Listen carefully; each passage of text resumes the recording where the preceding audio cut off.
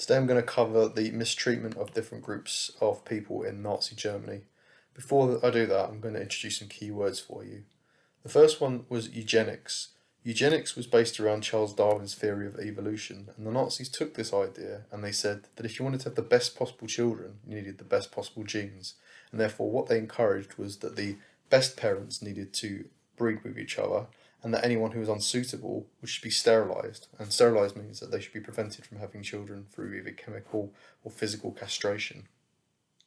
They also believed in something which was called racial hygiene, and that was the idea that if you wanted to have a pure Aryan child, you should not marry or breed with any other groups, and they made it a law that Jewish people could not get married to Germans because they believed that if a German got married to a Jew, they wouldn't be able to have a pure Aryan child.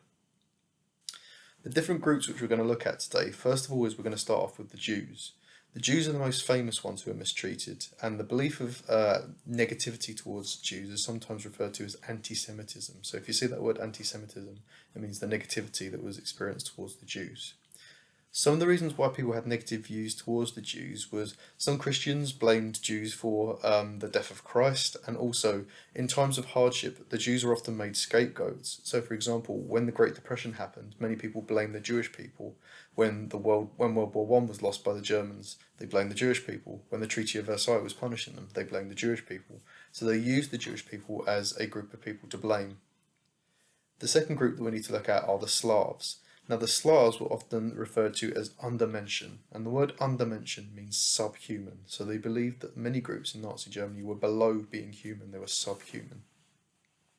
The next group I'm going to introduce to you is going to be homosexuals. The Nazis believed that homosexuals lowered the moral living standards of people and also that would spoil the purity of the perfect race. And lots of those homosexuals were arrested and put in concentration camps. And they also gave voluntary castration, so sterilisation, to homosexuals as well. The Nazis were also very against gypsies because the gypsies travelled around a lot, they were part of the Roma community, and also the gypsies themselves, they didn't always work in the same way that the Nazis wanted them to work, and they didn't pay taxes.